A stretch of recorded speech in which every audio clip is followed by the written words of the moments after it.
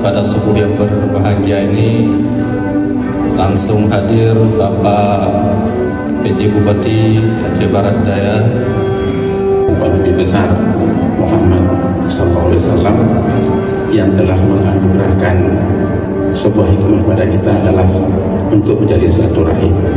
Memang yang kita berdoa